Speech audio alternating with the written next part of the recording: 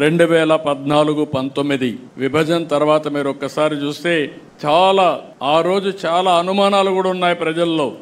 ఆ రోజు ప్రజలు ఆలోచించింది, ఆదాయం వచ్చే ప్రాంతాలు తెలంగాణకి వెళ్ళాయి, మనకు జీతాలు వస్తాయా, పింఛన్లు వస్తాయా, ఆదాయం ఎక్కడి నుంచి వస్తుందని చెప్పి బాధపడితే 5 సంవత్సరాలు ఎవ్వరికి ఇబ్బంది కలగకుండా అభివృద్ధిలో కానీ సంక్షేమంలో కానీ భారతదేశంలో నెంబర్ 1గా చేశాం.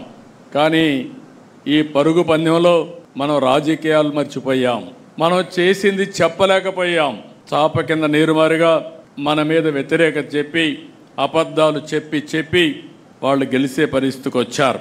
అందుకని నేను మిమ్మల్ని అందరినీ కోరేది, ఈరోజు ఒక ప్రత్యేకమైన కార్యక్రమం ఇచ్చాం. ఫస్ట్ ఇయర్ ఇక్కడుండే అందరం కూడా ఈ 1 మంత్లో పార్టీ యంత్రాంగం ప్రజాప్రతినిధులు కలిసి ఎవ్రీ ఇంటికి వెళ్ళి ఎన్నికల ముందు ఏ హామీలు ఇచ్చాం, ఈరోజు ఏ హామీలు మనం నెరవేర్చామో చెప్పే బాధ్యత మనందరిపైన ఉంది.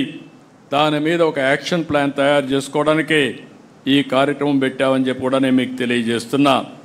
ఓసారి గతాన్ని కూడా గుర్తుపెట్టుకోవాలి.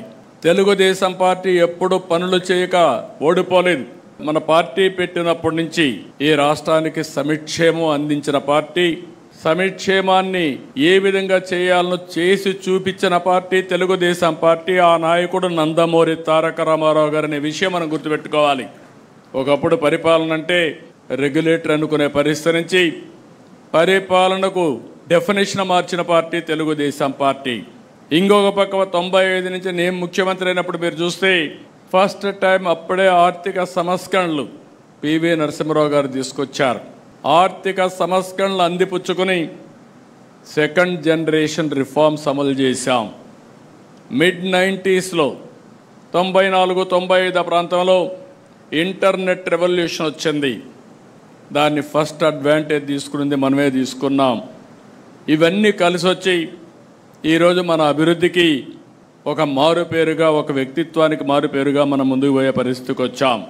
అదే సమయంలో మీరు చూస్తే నేను పదే చెప్పాను 95 CBN అని. నిర్మోహమాటంగా చెప్పేవాడిని. తప్పులు చేసిన వాళ్ళకి క్లియర్గా చెప్పడం, అదే మరి ఏ అధికారి తప్పు చేసినా క్లియర్గా చెప్పడం, ఒకవేళ అధికారి చెప్తే కూడా మారకపోతే, ఎవరైనా మారకపోతే వాళ్ళపైన చర్య తీసుకోవడం నేను చేసిన పని. దానివల్ల బ్రహ్మాండమైన ఫలితాలు వచ్చాయి. 99 నుంచి పనులు చేశాం. అదే సమయంలో రాజకీయాలు మర్చిపోయాం, ప్రజలకు చెప్పలేకపోయాం. ఎప్పుడు కూడా మీరు గుర్తుపెట్టుకోవాల్సింది, చేసే పనిని ఎప్పటికప్పుడు ప్రజల దగ్గరికి తీసుకుపోవడం, ఏదైనా ప్రజల మనోభావాలకు భిన్నంగా ఉంటే ఎప్పటికప్పుడు కరెక్ట్ చేసుకుంటూ ముందుకు పోవాల్సిన అవసరం ఉంది.